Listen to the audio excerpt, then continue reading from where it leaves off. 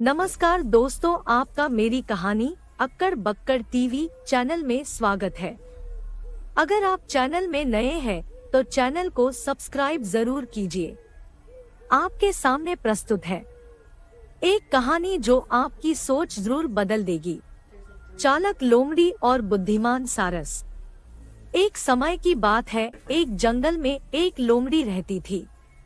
उसी जंगल में एक बड़ा सा तालाब भी था जिसमें सारस रहता था। लोमड़ी अक्सर तालाब में पानी पीने जाती थी और धीरे धीरे लोमड़ी और सारस में दोस्ती हो गई। लोमड़ी और सारस अधिकांश समय साथ में बिताने लगे। लोमड़ी बहुत चालाक थी और अपनी चतुराई से जंगल के दूसरे जानवरों को मूर्ख बना देती थी, जबकि सारस बहुत सीधा साधा था और जंगल के दूसरे जानवरों के प्रति उसका व्यवहार बहुत ही अच्छा था। लोमड़ी और सारस में अक्सर हल्का फुल्का हंसी मजाक होता रहता था। एक दिन लोमड़ी के दिमाग में सारस को बेवकूफ बनाने की बात आई। वह सारस के पास गई और बोली, मित्र, मैं तुम्हें अपने घर भोजन का निमंत्रण देने आई हूँ। कल दोपहर तुम मेरे घर भोजन के लिए अवश्य आना। सारस सीधा साधा था, उसने बिना कुछ सोचे समझे हाँ कह दी और दूसरे दिन समय से लोमड़ी के घर पहुंच गया। लोमड़ी ने भी सारस की बहुत आव भगत की और उसे एक अच्छे से आसन पर बैठाया। लोमड़ी बोली, मित्र, आज मैंने बहुत मेहनत करके बड़ी ही स्वादिष्ट खीर बनाई है। मुझे उम्मीद है खीर तुम्हें बहुत पसंद आएगी।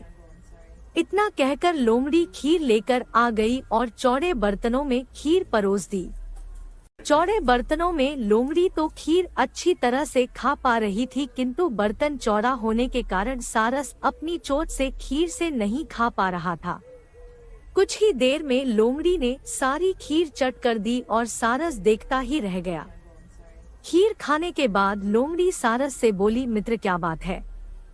इतनी स्वादिष्ट खीर होने के बाद भी तुमने खीर नहीं खाई।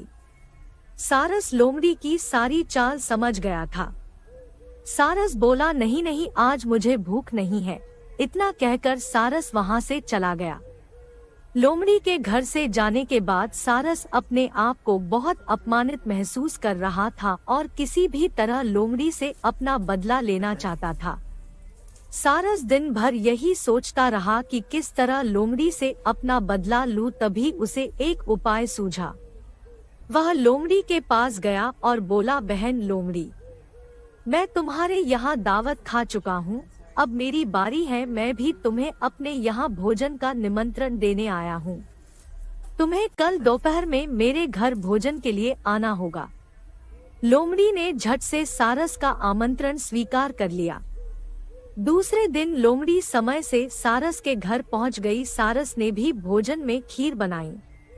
कुछ देर बाद सारस लंबी सुराहीदार बर्तन में खीर परोस कर ले आया।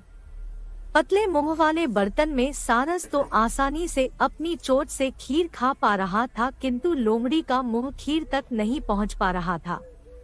कुछ देर बाद सारस ने सारी खीर खत्म कर दी, किंतु लोमड़ी अभी तक बिना खीर खाए ही बैठी थी। सारस ने लोमड़ी से पूछा, बहन लोमड़ी, क्या हुआ? तुमने खीर क्यों नहीं खाई? क्या खीर अच्छी नहीं बनी है? लोमड़ी समझ गई थी कि सारस अपने अपमान का बदला ले रहा है और लोमड़ी को अपनी गलती का एहसास हुआ। लोमड़ी सारस से बोली, आज मुझे भूख नहीं है। इतना कहकर लोमड़ी वहां से चली गई।